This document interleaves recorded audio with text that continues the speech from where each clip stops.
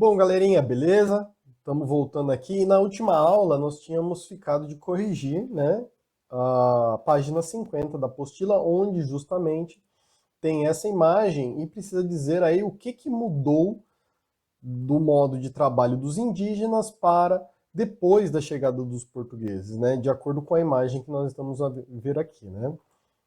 E o que mudou foi justamente a necessidade. Antes eles trabalhavam com uma necessidade imediata, eles trabalhavam para suprir a sua necessidade daquele momento. Sendo que agora, com a chegada dos portugueses, pela necessidade do pau-brasil, a qual os portugueses, na realidade, os portugueses estavam com a necessidade de explorar essas novas terras, não importasse o que, e ao oferecer produtos e falar, ó, se você me entregar em troca o que nós queremos, eu te dou o que vocês gostarem. Então, espelhos, machado, anzol, tudo aquilo que é bacana, né, que é legal para eles, porque o índio não era bobo. Né? Eu acho interessante muitos tratarem assim, enganar os indígenas. Claro que não, ele não é bobo. Ué, ele não tinha machado de ferro. Agora ele vai ter, então ele vai utilizar, né, sem contar que ele vai cortar com mais facilidade as árvores. Ele não tinha espelho, agora ele tem. Tá? É a mesma coisa que chegar alienígenas aqui e oferecer a sucata deles para nós. Para nós vai ser algo extraordinário, para eles é lixo.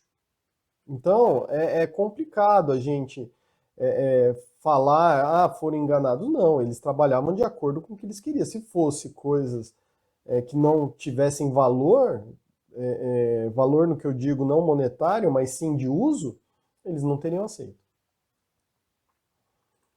Então a resposta, né? Os indígenas tinham uma relação com o trabalho que objetivava suprir necessidades imediatas. O trabalho não visava ao acúmulo de algo como na lógica da colonização portuguesa. Com isso, com a chegada dos portugueses, eles começam a mudar justamente também essa forma de pensar.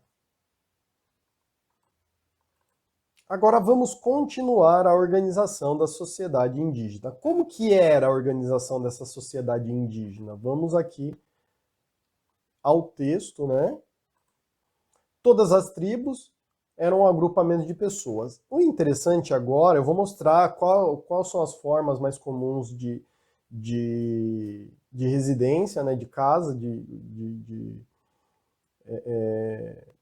construção que eles tinham, mas o ponto principal que eu quero que vocês entendam agora é a diferença entre aldeia e tribo. Tribo é como se fosse um clã, como se fosse um grupo derivado aí dos mesmos ancestrais, que tem os mesmos ancestrais em comum, a mesma língua, cultura, ok? Então isso é a tribo. A tribo ela pode ter uma ou mais aldeias, vai depender da quantidade de pessoas e do território ao qual ela ocupa. Tá? Então a aldeia é o local onde fica um determinado grupo da tribo, que pode ser apenas um, então uma tribo, uma aldeia, ou pode ser uma tribo com várias aldeias. E pode ter um líder geral, né, um líder para toda a tribo, e também outros líderes da aldeia. Ok? Ou cada aldeia ter o seu líder específico. Certo? Então a gente precisa entender que existia diferenças entre uma cultura e outra. Tá? Uma cultura e outra que eu digo cultura dos indígenas, entre um tronco linguístico e outro, inclusive. E aí vem aqui, ó, tribo. São agrupamentos de pessoas, então tribo é agrupamento, como se fosse um clã, como eu havia falado, né? Em geral, que fala a mesma língua, com ancestrais em comum. Então, tudo isso, ancestrais, cultura, linguagem, até mesmo a fabricação de instrumentos, a fabricação de ferramentas e até mesmo o formato das pinturas, o formato das máscaras, até mesmo dos jarros de cerâmica, tudo isso é cultura, é chamado de cultura material, porque eu levo a minha cultura para algo que eu fabrico. Então, tudo que nós temos hoje, desde um lápis, né, ou por exemplo, o óculos, é uma cultura material. Ele está aqui embrenhado de cultura ao qual me despertou também o interesse e faz parte da cultura a qual eu assimilo. Eu poderia estar usando um óculos totalmente diferente, ok? E várias outras coisas estão inclusos nessa cultura material. Vai ter algo que, por exemplo, lá do outro lado do mundo, os chineses apreciam como formato de óculos que é diferente do gosto. Isso daí tem a ver com a cultura. Por exemplo, um dragão desenhado, apesar que eu gostaria também. Mas é só para entender. Pode ter características da cultura, que pode ter não, características da cultura são colocadas nos objetos que nós lidamos no dia a dia. Por isso que é chamado pelos arqueólogos de cultura material. Porque ao fazer aquilo, eu estou fazendo de acordo com aquilo que eu tenho de aprendizado, que aquilo que eu tenho de acúmulo, não apenas de conhecimento, como também de emoções, ser humano, né? A questão do que me faz como ser humano, inclusive o meio ao qual eu estou, a sociedade ao qual eu estou. Em alguns casos, era um único agrupamento, denominado aldeia. As tribos indígenas muito grandes dividiam-se em várias aldeias. Então eu tenho um agrupamento único, que é uma tribo, uma aldeia. Ou eu tenho uma tribo com várias aldeias, compostas de habitações diferentes, né, em círculos, ou um padrão central de construção. Então eu posso ter várias construções, que vai servir de abrigo, que aí vai ser dividido mais e mais para uma família nuclear, ou eu tenho uma única construção que ficam toda a tribo ali, toda a aldeia fica ali, toda a tribo às vezes, né, fica ali naquela grande construção que poderia chegar a 30 metros até de comprimento. Ok? E como eu falei, outros casos, uma única grande construção comum. E era utilizado folhas de palmeira, materiais utilizados na construção, né? Mas não só folhas de palmeira, nós podemos ver aqui, ó, que tem madeiras em volta, inclusive cercavam o território. Depois que os portugueses chegaram aqui, trouxe a cultura nova, tivemos que fechar as nossas casas? Não, na realidade não, eles já faziam isso, porque existia conflito o tempo todo entre tribos indígenas. Tá? Nós vamos ver que muitas das vezes é questão ancestral. Eles nem sabem mais por que estavam brigando, só que eles são inimigos daquele povo. Na construção, voltando para a construção, geralmente, né, folhas de palmeira seca, né, bem assentadas uma em cima da outra, que fazia o telhado, mas embaixo disso, geralmente madeira para fazer as vigas e colunas, então colunas e vigas, e para ocupar, né, para ficar no lugar ali onde ia se assentar, colocar as folhas de palmeira, usava taquara, uma espécie de bambu que era cortado no meio ou em quatro, fazendo varetas, e ia colocando como se fosse um telhado normal, no lugar de ripas. E ali em cima ia colocando as folhas. Um exemplo aqui, ó. A oca. Como nós podemos ver aí, a oca é feito uma única grande construção onde moravam todos eles, certo? Dentro não existia uma divisão, sala, quarto, cozinha, não. Tá? Aqui era muitas das vezes usado para armazenar alimentos, tá? Mas poderia ter uma outra construção para isso, mas ou poderia ser aqui junto. Não existiam quartos, todos dormiam geralmente em redes, ok? Existia geralmente, quando existia mais de uma, né? Tinha o líder da oca, ok? Mas geralmente era uma única construção que abriga todo mundo, ok? E para fazer as coisinhas no banheiro, né? Dar uma namorada, um abraço mágico, tudo no mato. Aí era o local de convívio comum e de dormir, ok? E poderia também utilizar terra, tá? Em algumas tribos fazem com terra as paredes, que é o sistema de taipa que é chamado, tá? Aqui nós temos a outra, que é chamada de maloca, aqui é um exemplo, tá? Então a maloca, principalmente da região amazônica, região da Amazônia, da Colômbia e do Brasil, e cada tribo tinha uma espécie, um formato específico, ok? Mas os tipos de construção desse local era no estilo cabana e utilizando madeira, e desse local, né, era chamado de maloca da região amazônica. O próximo é a taba, deixa eu até colocar aqui, ó, taba, está escrito aqui embaixo, ok? Que é várias pequenas construções em formato de círculo, onde eles faziam no centro as comemorações, os festejos, as reuniões, certo? E, inclusive, né, cada uma dessas construções, cada uma desses locais onde eles, dessa taba, tinha o seu líder do abrigo, onde ele iria comandar, inclusive, as desavenças, os problemas que haveriam. Também da região das tribos da Amazônia. Ok? Então nós temos e tem outras várias. Na região sul, por exemplo, do país, existiam construções que eram subterrâneas. Por quê? Principalmente por causa do frio. Então eles faziam a parte do telhado era encostado no chão e aí ou eles faziam um buraco e faziam um abrigo lá embaixo, ou faziam um grande buraco, né? E o telhado cobrindo todo ele, e eles ficavam abaixo do nível da terra justamente para manter ali o calor do fogo também, que faziam até um sistema de aquecimento em que a fumaça conseguia sair, tá, por fora da cabana.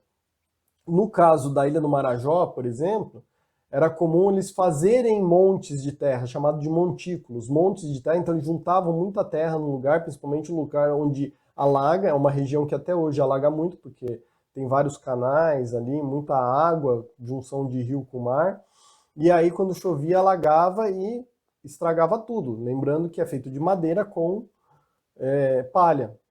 E aí o que eles faziam? Faziam montes de terra para quando houvesse a enchente, não pegar as casas. Então, cada região vai lidar de uma maneira. Esses são apenas alguns exemplos. E a moradia dos tamoios? É o exemplo da taba, tá? Não é Tabata, é o exemplo da taba. Aqui nós podemos ter uma indicação de um belga que veio para o Brasil chamado Hans Staden, e que ele esteve 10 meses junto com os tamoios, porque ele foi capturado depois de ser deixado aqui e conviveu entre eles. Inclusive, ele seria sacrificado, ia ser sacrificado para um ritual antropofágico, né? Eles iam comer a carne dele, eu vou falar mais para frente sobre isso. Mas ele foi deixado, né? Não queriam mais ele porque ele começou a chorar, começou a ficar muito com medo e tudo mais. E como é um ritual onde você adquire, né, o que é bom da pessoa, né, a sua essência, se é corajoso, se é valente, se é um ótimo guerreiro, você vai adquirir essa essência ao consumir a carne do seu inimigo. Eles não queriam adquirir a covardia dele, então ele aproveitou para se pirulitar e fugir e voltar para a Europa. Mas ele escreveu muitas coisas, tem um livro dele, de Hans Staden, né, quem quiser comprar aí tem inclusive até nas bancas de jornal, naqueles pocket livros. E aqui é uma das coisas que ele fala, né? Constroem de preferência perto da água, né? Com madeira, onde há água e madeira, e animais e peixes, ou seja, um local onde dê provisão para eles de água, né? Alimentos, madeira para construção e água para tomar, ok? Quando se esgotam, eles mudam, nada demais. Né? O chefe da tribo ele reúne cerca de 40 homens para fazer a construção, e aí pode ter, né, como eu disse aqui, 150 pés, aproximadamente 30, até 30 metros. E cada núcleo, cada casa tem o seu próprio fogo e o seu chefe, que recebe o local do centro, que é justamente o local onde fica mais próximo do fogo. Isso é o exemplo dos tamanhos ao qual ele deu, como que era a construção. Cada um vai ter, aqui no caso dos tamanhos, homem e mulher. Em outra tribo pode ser só homem, em outra tribo pode ser só mulher. Vai depender da tribo, vai depender do tronco linguístico. E a cultura indígena? Vamos falar um pouquinho da cultura indígena, mais precisamente sobre cerâmica, as máscaras feitas de madeira e pinturas corporais e até mesmo instrumentos, ok? Sobre as cerâmicas é um fato muito importante porque com o advento da cerâmica, eles, primeiro, o armazenamento de água e de comida. Segundo, exteriorização da sua cultura. Terceiro, né, a questão de fazer, né, não somente as pinturas representando a cultura, como também fazer elementos. No caso dessa daqui que nós temos um vaso antropomorfo, ou seja, de forma de ser humano. Esse caso aqui da esquerda é da Ilha do Marajó, que são, aí a cultura marajoara é a que mais se desenvolveu na questão da cerâmica, tá? A da esquerda não fala de qual povo é, acredito que seja também da cultura marajoara, tá? Pelos detalhes, pela construção e tudo mais. E aqui nós temos, né, falando sobre artefatos cerâmicos, como por exemplo os tapajós, da cerâmica chamada de Santarém, e as comunidades da Ilha do Marajó, que chama cerâmica marajoara. Ah, desculpa, eu acredito que seja aqui Tapajó, tá? Pode ser Tapajó. Como está citando no texto, tá? Eu não sei porque não está escrito na legenda, tá? No outro está cerâmica marajoara. É uma urna funerária, inclusive. Então ela tem uma dimensão grande porque vai armazenar um ser humano, né? Os ossos de um ser humano. Mas voltando. Eram utilizados principalmente para quê? Armazenar caça, cozinhar alimentos, higienização do corpo, né? Principalmente por causa que recebiam água, né? E aí antes de entrar para a cabana poderiam limpar o corpo, tirar terra, areia. Preparo de bebidas e farinha. A principal bebida que nós vamos ter é uma bebida que é feita da mandioca braba, onde as índias mascam essa mandioca, ela tem uma toxina que pode matar, então ela não é consumida, eles mascam e gospem de volta nas cerâmicas. A fermentação, por causa das enzimas da nossa boca com a massa daquela mandioca braba, como ela é chamada, ou mandioca venenosa, que em alguns lugares chamam, vai fazer com que fermente, que é o processo para gerar álcool, né, teor alcoólico na bebida. E todas as bebidas alcoólicas passam por esse sistema de fermentação, né, até mesmo as do alambique, cada um tem um sistema próprio para fermentar. E aí nós temos o desenvolvimento da cerâmica, é muito importante, principalmente para trazer dados para a arqueologia, certo? Como que indica, né, se eles acondicionavam alimentos, certo? E se colocavam o ser humano, se era para água, se era para fazer, por exemplo, as bebidas.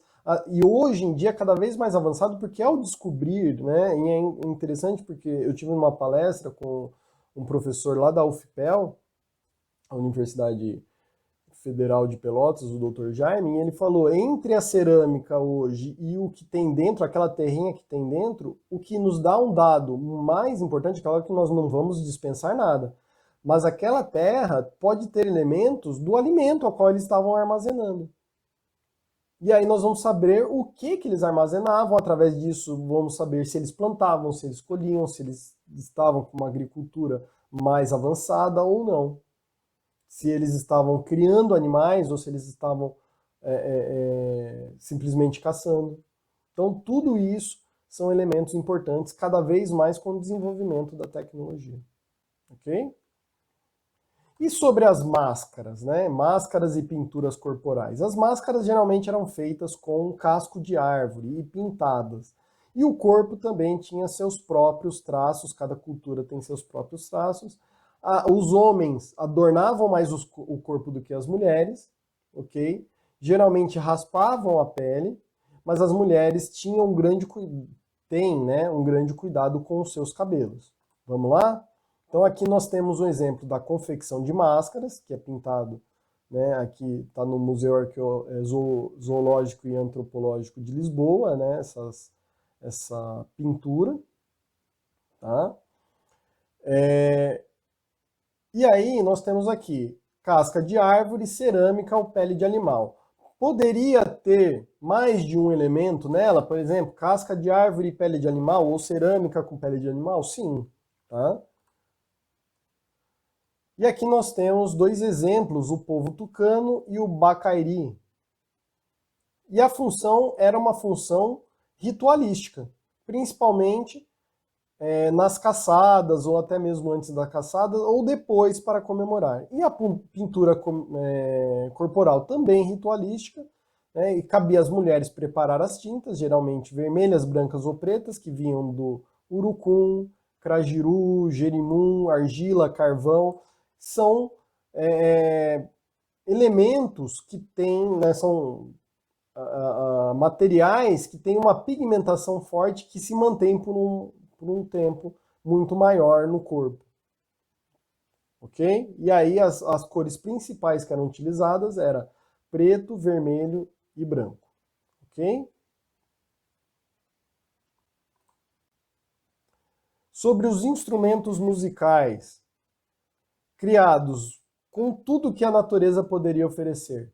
Casco de tartaruga, madeira, ossos, feijão, né, pedrinhas, aquelas cabaças que nascem em árvore, né, que muitos utilizam até hoje para colocar água, se você vai para a região aí do norte de Minas, até aqui no sul de Minas tem também. Então tudo que tinha até mesmo guiso de cascavel. Então tudo que a floresta poderia fornecer e que desse algum tipo de som seria aproveitado, até mesmo flauta com osso, né, de animais. E aí, né, tem vários instrumentos, podemos destacar o trocano, confeccionado com tronco de árvore, mas também flautas, rascadores, assobios, maracás, tambores. Aqui, nessa que nós temos vendo ao lado aqui, tupinambás do Maranhão com o maracá, que é aquela cabaça que eu falei que eles colocam ou feijão ou pedrinhas dentro para fazer os barulhinhos, tipo de chacoalho. Ok? E aí, vamos continuar? As crenças e a guerra. Como que era esse costume? Primeiro, o que eles acreditavam e como que era a guerra deles, inclusive o ritual antropofágico. Primeira coisa, eles acreditavam que existia um equilíbrio na natureza, que a natureza ela própria se equilibrava e que os fenômenos naturais eram representação de deuses ou espíritos.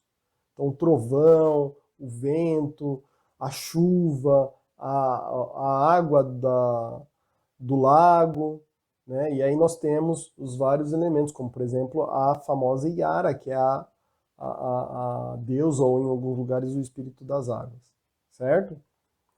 Então aqui, ó, existia um equilíbrio, acreditavam no equilíbrio dos fenômenos da natureza, sol, lua, chuva, plantas, animais, e que existiam espíritos para interferir nos fenômenos naturais, ou eram os fenômenos naturais, como tempestades e enchentes. E até mesmo as doenças. Também os espíritos interferiam e traziam doenças, poderiam trazer doenças. Tá ok? Existia dois tipos, mais ou menos, de líderes. Um era o líder, que era um guerreiro, que comandava a tribo e principalmente ele dizia, tomava decisões importantes, como por exemplo ir para a guerra, ou decisões internas sobre conflitos entre os moradores, os membros da tribo, e o líder mágico, que seria aquele responsável pelo mundo espiritual. Esse líder mágico é chamado de pajé, e o líder, né, vamos dizer assim, entre aspas, político, que comandava a tribo, era o cacique. Deixa eu colocar aqui para que vocês possam grifar aí no caderno no livro didático de vocês. E o líder do grupo era o cacique. E o líder mágico, o pajé. Outro aporte importante é que esse pajé ele não era somente líder espiritual, ele também conhecia as plantas medicinais para curar doença, e ele era responsável por entrar em contato com a floresta, com os espíritos e com os ancestrais, certo? Alguma dúvida? Pode me enviar um e-mail ou pode comentar até mesmo no YouTube, tá bom, gente?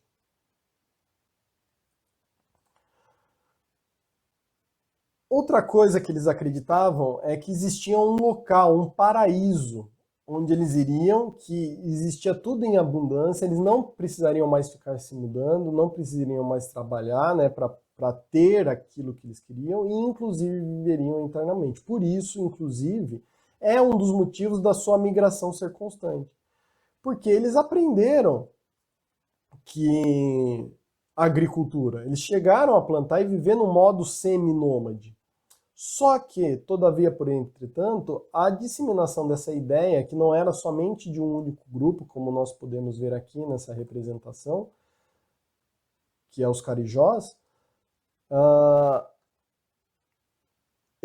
por eles acreditarem nisso, que existia uma terra de fartura, um paraíso, né, onde viveriam felizes e eternamente, faz com que eles se mudem constantemente procurando esse lugar. Alguns chamam de Eldorado, né, que inclusive tem pedras preciosas espalhadas pelo chão e tudo mais.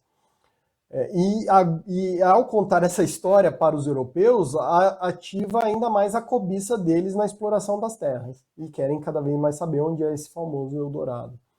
Já com a chegada dos europeus, muitas dessas tribos, até mesmo pela violência empregada por muitos dos europeus e até por fazerem deles escravos, faz com que eles migrem cada vez mais para o interior da colônia, que os portugueses vão chamar de sertão, que é o interior da colônia, saindo da margem litorânea, em busca mais e mais com vontade desse paraíso, porque quando eles veem a atitude dos portugueses, eles percebem que deve existir um paraíso e que eles devem procurar esse local.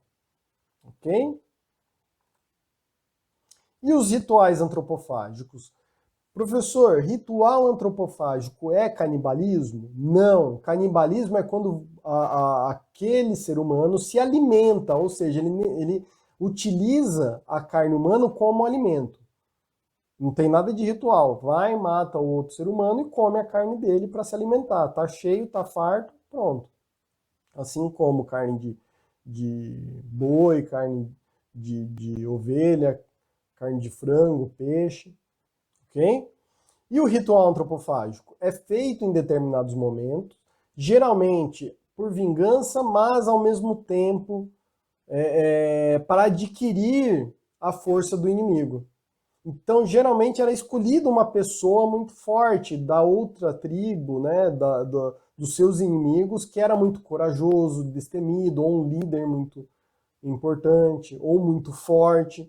E eles acreditavam que eles, ao consumirem sua carne, durante essa cerimônia que tinha música, né, pintavam o corpo e tudo mais na beira da fogueira, e depois cozinhavam ou faziam um churrasquinho aí da pessoa, né, não é o churrasquinho de gato, mas sim o churrasquinho do ser humano.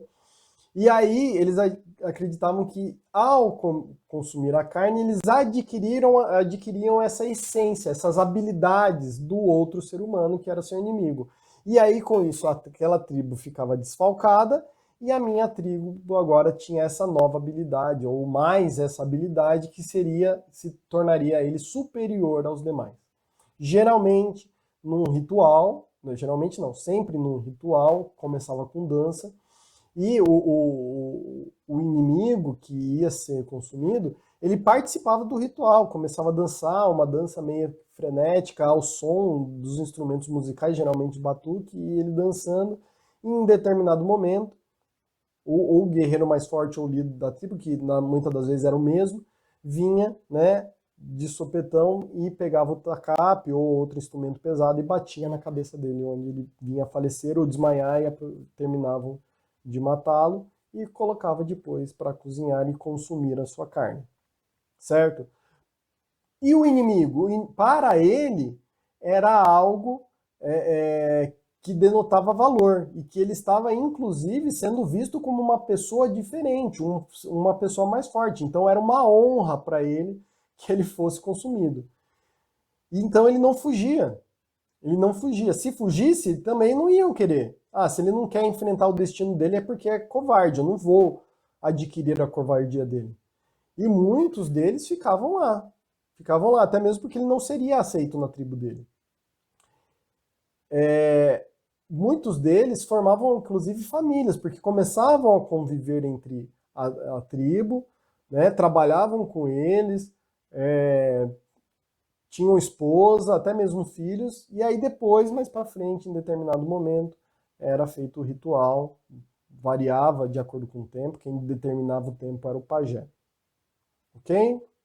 Então vamos aqui para vocês verem. Aqui é um exemplo das guerras, geralmente muitas delas feitas na água, né, com os seus barcos, com flechas, mas também em terra, empunhavam armas feitas de madeira, flechas, lanças, machadinho, de pedra, né, e eles hostilizavam um ao outro.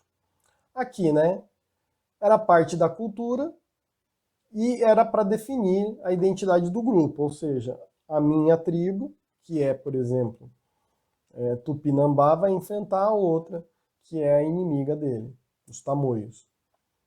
Visavam vingança, eram motivadas por conflitos anteriores, então era uma questão ancestral. Muitos deles não sabem muito bem nem porquê, só sabem que é meu inimigo e que eu devo atacar ele. Ok? Que é uma coisa que aconteceu lá no passado. E aqui, né, entre os tupinambás, principalmente, nós temos capturavam os guerreiros, os melhores guerreiros vivos, né, para fazer os rituais antropofágicos. E aqui, ó, diferente de canibalismo, porque canibalismo é apenas a alimentação e ritual antropofágico é um sacrifício que não era imediato. O condenado convivia com o grupo, adquiria hábitos, costumes, se casava com uma indígena e aí depois era feito o sacrifício. Né? O sacrificado era admirado por seus oponentes que acreditavam poder adquirir as suas qualidades, como força, coragem, tudo aquilo que eles viam nele que era algo positivo. Se tivesse algo muito negativo, como covardia, eles não iriam consumir a carne. Ok? Fazer agora. Então vamos lá. Como essa aula está sendo gravada para alunos que têm 2 aulas seguidas, então vai ter bastante exercício. Então, para fazer agora, primeiro, página 54 da apostila, né, do livro didático, que é esse exercício aqui, onde vocês têm que fazer um texto dizendo aqui, colocando nesse texto essas palavras, índios, tronco linguístico, tupiniquim e agricultura. Depois, ligar aqui, colocar o que é cerâmica, né, em cada frase dessa aqui, o que é instrumento musical, máscara e pinturas, colocar A, B, C e D. Na 3, muitos dos registros sobre o modo de vida dos indígenas foram feitos por europeus que chegaram às terras brasileiras no século XV e passaram a colonizá-las no início do século XVI. Segundo esses europeus, os indígenas encontravam-se atrasados em seu desenvolvimento e viviam como bárbaros, principalmente por causa da realização de rituais antropofágicos, né? Isso foi uma coisa que causou, vamos dizer assim, deixaram os europeus bastante indignados, essa questão do sacrifício, da morte. Apesar que eles matavam também à torta e direita, né? Mas o consumo da carne deixou bastante, principalmente olhando eles como pecadores. Explique o significado desses rituais no contexto da cultura indígena. Então, o que era o ritual antropofágico na cultura indígena? É isso que tem que explicar na 3. E a 4 é para ler o texto e falar se é verdadeiro ou falso. Ok? Então, agora, vamos pedir aí para o nosso nobre colega que está auxiliando para dar uma pausa e vocês retornam assim que estiver pronta a página 54. Beleza? Então vamos continuar agora, né? Vocês já devem ter feito. E aqui, né? O exercício 1, quem quiser me enviar por e-mail, perguntar se está correto e tudo mais, pode me enviar aqui, ó, professor Romão, o 3 também, todo o exercício que você tiver dúvida, pode me mandar no e-mail, que eu tiro a dúvida quase que imediatamente, tá? No mesmo dia, no máximo 2 dias. E aí vem a questão 1, né, para inserir aí. Aqui é um exemplo, é claro. Os textos vão ser diferentes, tá? E não precisa ser tão elaborado quanto esse da apostila, né? E aí um exemplo, quando os portugueses chegaram às terras que mais tarde formaram o Brasil, essas terras eram habitadas por vários grupos humanos. Os portugueses deram o nome de índios, primeira palavra, índios, as pessoas, buscando fazer analogia entre essas populações e aquelas encontradas por Cristóvão Colombo na América Central. Então, ou seja, um erro de Cristóvão Colombo acabou denominando toda a população da América. A divisão mais frequente usada para esses grupos leva em conta os troncos linguísticos, em que o tupi e o G são os de destaque. Os indígenas tupiniquim foram o primeiro grupo que os portugueses encontraram. Esses indígenas habitavam o litoral e viviam da caça, pesca, coleta, além de praticarem a agricultura, principalmente cultivando mandioca, produto que é a base de sua alimentação. Se precisar, é só pedir aí que dê uma pausa, que aí quiser fazer uma correção melhor, aí pode aproveitar o texto. Então, só pedir para dar uma pausa. Continuando. Questão agora, número 2. Em sua produção era usado casco de tartaruga, osso e madeira. Letra B, instrumentos musicais. Tinham uma função mágica em caçadas e rituais. Letra C, máscaras. As tintas usadas eram feitas com urucum e jerimum. Letra D, pinturas corporais. Sua produção é um indicativo de desenvolvimento agrícola do grupo. A cerâmica, por quê? Porque eles começavam a guardar, né, apesar de não produzirem muito excedente, alguma coisa sobrava ou era feita para vários dias, então havia necessidade de se guardar por um tempo melhor e nada melhor do que um pote de cerâmica para abrigá-lo. Continuando, questão 4. Vamos pular para 4, depois a gente volta para 3.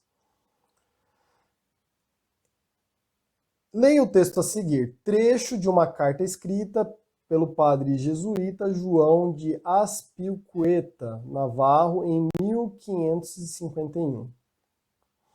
Este mal de comerem-se uns aos outros anda muito danado entre eles. E tanto é que há poucos dias falaram um ou dois que tinham a engordar, para isso se queriam que se os resgatassem. E eles diziam que não o vendessem, porque cumpria a sua honra passar por tal morte, como valentes capitães. Eles não comem uns aos outros, senão por vingança. Então perceberam que eles era uma honra para eles virarem, né, serem comidos justamente porque era um ritual, né, e ele inclusive passaria, né, os seus dotes, né, as suas habilidades continuariam fazendo efeito mesmo após a sua morte. Verdadeiro ou falso? Os indígenas alimentavam-se de carne humana. Eles alimentavam-se? Não, eles faziam um ritual. Parte do ritual era comer a carne humana. Mas não era para se alimentar, não era para sustentar a própria carne, não era para ficar bem, ok? Então, falso. Os indígenas capturados para os rituais antropofágicos procuravam fugir de diversas maneiras e para isso pediam ajuda aos jesuítas? Não, falso, para eles era uma honra. A antropofagia era praticada apenas por vingança entre os indígenas? Verdadeiro, vingança, né? De acordo com o texto, é claro, de acordo com o texto. O guerreiro capturado considerava que perderia a honra se fugisse do ritual antropofágico? Verdadeiro. Ele acreditava que ele perderia sua honra e que, inclusive, não seria nem recebido pela sua tribo. Vamos continuar, então. Página 54 ainda, exercício 3. Novamente o meu e-mail. Quiser enviar para mim, está aí o meu e-mail. Beleza? Sobre os rituais antropofágicos, era para explicar esses rituais. Então vamos lá. Pode ser bem menor do que isso? Pode ser muito menor do que isso. Eu vou falar depois. Eu vou ler esse daqui primeiro, mas depois eu falo como pode ser feito também. As guerras faziam parte da identidade dos grupos indígenas e ocorriam periodicamente. Podiam contrapor grupos de troncos linguísticos distintos, ou seja, tribos diferentes. Mas também podiam ocorrer entre eles, do mesmo grupo, por exemplo, os próprios tupiniquins. A motivação para a ocorrência de guerras entre indígenas era principalmente a vingança, que resultava em uma sucessão interminável de conflitos, visto que a morte de cada guerreiro deveria ser revidada. Então, se tornava algo constante. Matou alguém da minha tribo, eu tenho que matar alguém da sua tribo como vingança. Aí o cara fala, não, peraí, agora você matou alguém da minha tribo, eu preciso matar a sua. Ah, agora você matou da minha tribo. Então ficava algo interminável, nunca acabava, a não ser que você exterminasse a outra tribo. Inclusive, os europeus, os portugueses vão se aproveitar disso para colocar um grupo contra o outro. E enfraquecê-los para depois dominá-los, fazê-los de escravos. Então enfraquece os dois grupos e depois eles entram com as armas e dominam e fazem deles escravos. Frequentemente, os melhores guerreiros eram capturados para os rituais antropofágicos, os quais eram preparados com antecedência. A vítima convivia com o grupo, podendo até mesmo se casar e conviver socialmente, embora sempre fosse visto como inimigo. No dia marcado para o ritual, a vítima era sacrificada. A antropofagia simbolizava uma reverência ao guerreiro, pois se acreditava que a carne consumida poderia atribuir as qualidades do sacrificado aos comensais, ou seja, aqueles que comiam. Comensais, isso. Comensais da morte, aqueles que, lá do Harry Potter, aqueles que consomem a vigor das pessoas, por isso que eles ficavam fracos lá, quase caindo quando chegavam os comensais da morte, né? Aqueles que retiravam a energia lá no filme Harry Potter. Mas voltando aqui para o ritual antropofágico. Professor, e como eu posso escrever menor? Vamos lá. Quando os portugueses chegaram aqui no Brasil, era comum a prática do ritual antropofágico, que estava ligado à religião e à guerra, ok? As vítimas desse ritual antropofágico, que antropofagia é o nome canibalismo, então é um ritual de canibalismo, na realidade antropofagia é fagia comer, antropome, ou seja, comer carne humana, está ligado a esse fato. Só que, tanto de um lado, aquele que era escolhido eram os melhores guerreiros, era uma honra passar por esse ritual, como também aqueles que faziam o ritual para comer a carne acreditavam que ao fazer isso estariam consumindo as habilidades desse nobre guerreiro, como força, destreza, coragem. E ao mesmo tempo que ele consumia essas habilidades, estava vingando a morte de um ente querido morto na guerra. Pronto, simples assim, ok? Quem tiver alguma dúvida, tá lá tem um pouco disso falando na legenda da página 23, na imagem que tem lá um canibalismo, ok? Se precisar dar pausa aqui, pode dar pausa para fazer a correção.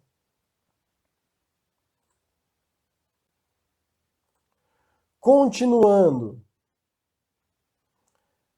Agora nós vamos fazer os exercícios do livro de atividades, as páginas 24, 25 e 26. Vocês têm 2 aulas seguidas, então dá tempo da gente fazer isso daí. Vamos fazer por partes? Primeiro a gente faz a da página 24, corrige. Faz a da página 25, corrige. Da página 26 e corrige, beleza? Então vamos lá. Página 24 é a mais rápida, que justamente fala aqui sobre verdadeiro, para você assinalar, então aqui, ó, a respeito dos primeiros habitantes, assinale as 2 alternativas corretas. E a 2 é para colocar se é verdadeiro ou falso. Então, deem aí uns 5 a 10 minutinhos e já voltamos aqui. Pronto, acredito que já fizeram, então vamos lá. Correção da página 24, ok? Correção da página 24, vamos lá. A respeito dos grupos dos primeiros habitantes do Brasil, assinale as 2 alternativas corretas. A. Grupos seminômades foram os primeiros habitantes do Brasil? Não, eles eram primeiro nômades, né? Então já está errado logo no começo. Há cerca de 6.000 anos, o desenvolvimento da agricultura permitiu o crescimento populacional dos habitantes do território brasileiro. Sim, é aí que inclusive eles se tornam seminômades. Na organização dos grupos nômades, os homens eram responsáveis pelas atividades da caça e as mulheres pela coleta. Verdadeiro, na grande maioria. D. O aumento da população de 1.500 para 3 milhões de pessoas ocorreu por causa da presença portuguesa e dos conhecimentos médicos deles. Na realidade, é falso isso daí, né? Não está correto, porque a presença dos portugueses vai trazer vírus que nunca tinha existido aqui na América e é o maior causador das mortes, porque vai transmitir doenças, vários tipos de doenças, e será chamado um episódio de guerra bacteriológica. Na grande maioria das vezes era pelo simples contato. Não tinha intenção, até mesmo porque os portugueses não conheciam, não sabiam tão bem. Mas vai existir casos em que alguns portugueses vão dar roupas, por exemplo, para transmitir a varíola. Ok? Então vai existir casos deles utilizarem como arma biológica, mas na maioria dos casos não vai ser por vontade, como por exemplo a gripe. Tá? Questão 2. A respeito dos hábitos dos povos indígenas que habitavam o Brasil antes da chegada dos portugueses, assinale V para verdadeiro e F para falso. Muitos dos grupos indígenas viviam em habitações coletivas, dispostas de forma circular, assim como fazem as atuais tribos da região do Xingu. Verdadeiro. Os portugueses observavam que os grupos indígenas demonstravam ter forte integração com o espaço natural. Verdadeiro. C. As moradias indígenas eram de posse das famílias que habitavam o local. Isso significa que os indígenas tinham noção de propriedade privada? Falso. Eles não tinham essa ideia de propriedade privada. Tudo era de todos, mas era da tribo. Certo? Eles tinham delimitação de território da tribo, mas tudo pertencia a todos. Então é falso. Não existia uma propriedade de um único indivíduo, por exemplo. Era da tribo, né, da aldeia. Né? Como forma de organizar o estudo dos diferentes povos indígenas, foi utilizada a divisão desses povos de acordo com o tronco linguístico de cada um. Verdadeiro. Né? Então nós utilizamos a divisão de tronco linguístico, famílias linguísticas, para facilitar aí o estudo dos povos. E até mesmo diferenciá-los. E os grupos nativos do Brasil desenvolviam atividades de caça, coleta e comércio? Falso. Por quê? Porque eles não tinham os excedentes, que é o que mais gera o comércio. Certo? Agora vamos para a página 25. Vamos lá. Página 25. Vocês vão fazer agora, que é justamente esses exercícios. Tem 2 imagens, a questão 3, que precisa responder, e um texto que vocês vão ler e responder qual alternativa está correta. Se quiser não, vamos dar uma pausa de 10 a 15 minutinhos para vocês responderem. Continuando, então, vamos fazer a correção agora. Vamos lá? Correção, aqui. Como é que faz o carinha lá do TikTok?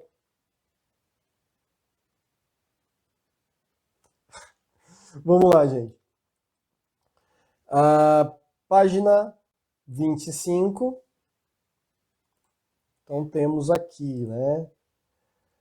O que as imagens retratam? Fácil, né, gente? Tanto na imagem 1 retrata moradias, aproximadamente aí do século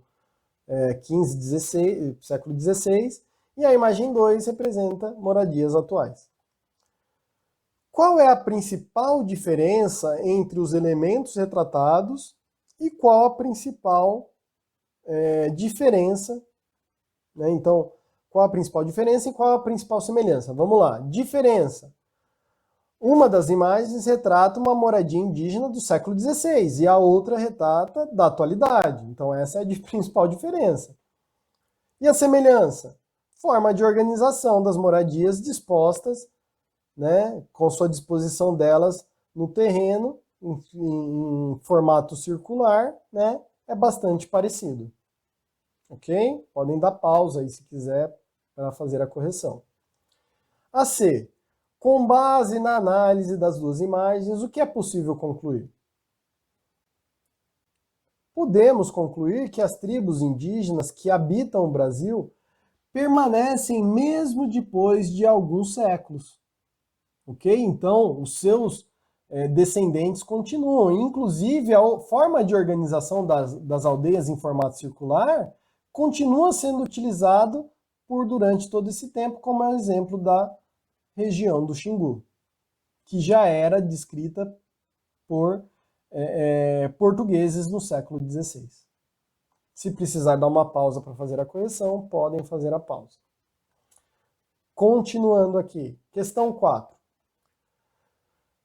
Os indígenas apresentavam grande variedade de elementos culturais que chamaram a atenção dos portugueses a respeito desses traços culturais. Leia o texto a seguir. Os índios untavam o corpo ou parte dele com resinas e aplicavam penas verdes, amarelas ou vermelhas, com guizos de sementes nos pés. O costume de cortar os cabelos na testa e nas orelhas, deixando-os mais longos atrás. Outros arrepiavam o cabelo, como do lado do Chitãozinho Chororó, quem quiser procura lá, é um estilo indígena, mais longos atrás. Outros arrepiavam o cabelo para cima com resina. Pregavam peninhas amarelas e contas brancas. Como enfeite, usavam por vezes saiote de penas de ema, cocares de penas coloridas, muito bem feitos e colares de dentes de inimigos. Lembrando que isso são os homens, tá? Os saiotes, as penas, tudo isso eram os homens. As mulheres não furavam os lábios, usavam sim braceletes e colares de contas de búzios, que são conchas, tá?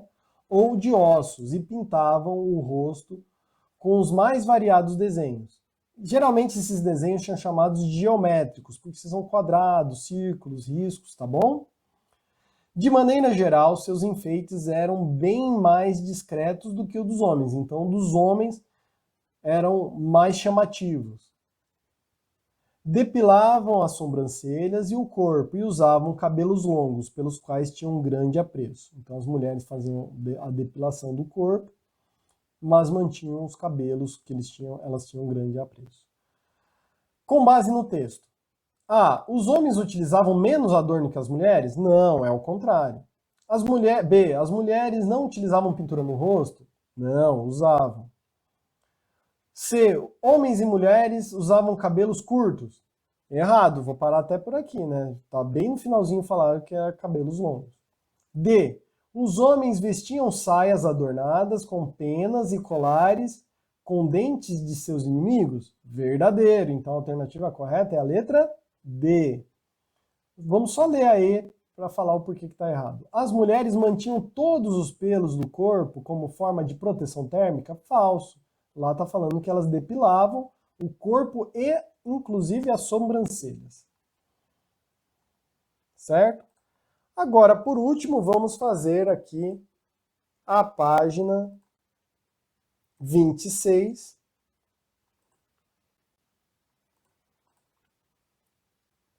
Vocês vão fazer o exercício da página 26, podem dar uma pausa aí e nós já retornamos.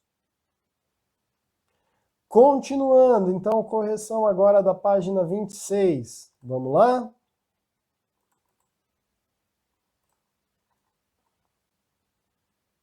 Página 26, eu gosto pra caramba dos vídeos dele. Qual era o significado dos rituais antropofágicos praticados nos grupos indígenas?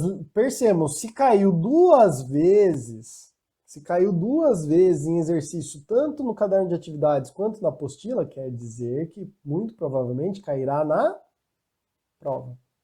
Ok? Vamos lá, resposta vocês podem colocar a mesma que vocês colocaram lá na resposta do livro. Que, né, os rituais antropofágicos tinham sentido religioso e de guerra, né, alimentar-se do inimigo corajoso significava absorver a sua força. Também podia significar vingança pela morte de um parente derrotado. Na realidade, eram as duas coisas, né, vingança e ao mesmo tempo adquirir aí adquirir as habilidades desse guerreiro, né? Coragem, força, destreza. Os rituais antropofágicos de alguns grupos nativos do Brasil, porém, podem ser relacionados aos rituais de sacrifício dos maias e dos astecas, principalmente por estarem diretamente ligados à religião. Essa parte aqui eu acredito que não precisa colocar, tá? Porque ele está perguntando sobre o ritual antropofágico dos povos brasileiros, tá bom? Então, para ali na primeira frase. 6. A imagem a seguir faz referência à cultura antiga dos habitantes do Brasil. Observe com atenção e, com base em seus estudos, elabore um texto em que explique o que está sendo representado. Aqui nós temos uma sugestão de resposta, mas é um texto, então é subjetivo. Cada aluno vai responder de uma forma. A imagem mostra indígenas adornados com plumas e penas corporais e utilizando adornados com plumas e pinturas corporais e utilizando instrumentos musicais. Provavelmente estão participando de alguma celebração ou ritual. Ok? Então, utilizavam aí adornos para fazer esse ritual ou uma celebração com instrumentos musicais em pinturas. Questão 7. Vamos ler aqui completando, né? Quando chegaram ao Brasil, os portugueses se mantiveram no litoral do território. Nesse local, entraram em contato com nativos da terra, em especial os indígenas do tronco Tupi, do qual faziam parte os Tupiniquim, da família Tupinambá. Outro grupo indígena com os quais os portugueses entraram em contato foi os aimorés. Eu acho que eu devo ter falado errado, né? Que na realidade os aimorés é que são inimigos dos tupiniquins, mas vamos lá. Também conhecidos como botocudo, que utilizavam botox como adorno corporal. O que é o botox? Quem que é os botocudos? Sabe aquele indígena que aparece várias vezes em documentários, né, quando vai falar dos indígenas, que coloca uma espécie de um prato na boca e fica um beiço assim grandão, né, porque eles inserem e eles vão alargando a boca e aí fica aquele prato assim. Esses são os índios botocudo e o botox é esse, né, não é botox. Hoje temos a tribo das botox, né, das mulheres aí que utilizam o botox, mas é uma injeção, né, para linha de expressão, inclusive eu preciso utilizar aqui, né, ver com o meu médico, eu tô brincando. né? Também sou da tribo do Botox, né? Vou colocar aqui, ó, vai ficar melhor, né? Vai ficar que nem Silvio Santos. Bom, vamos lá. Voltando aqui. Pesquise 3 exemplos da cultura indígena que fazem parte do seu cotidiano. Aqui nós vamos dar um exemplo. Por exemplo, alimento, comida, hábito, tomar banho e a rede, que é onde eles dormiam. Então, comer mandioca, certo? Ah, mas eu não como, mas você deve ter algum parente que come. Tomar banho, todo mundo toma, né? Pelo amor de Deus. Ah, agora no frio nem tanto, né, professor? Ah, aí é cada um, né? Aí cada um aí na sala, como é que tá aí? Perguntar pro nosso colega aí que tá auxiliando, dando as pausas, colocando o vídeo, como é que tá a situação aí? O pessoal tá em dia com banho? Bom, e por último, dormir em rede, né? Quem gosta aí de descansar numa rede bem preguiçosa para deitar, como diria o, a música do Chitãozinho Chororó. Bom, é isso aí, nós terminamos então a matéria. Agradeço a todos que participaram aí. O vídeo vai estar no YouTube, então vocês podem acessar pelo canal, né? Canal Será, que é o que eu estou postando os vídeos e outros vídeos também, ok? Então é isso aí, pessoal. Até mais e fui!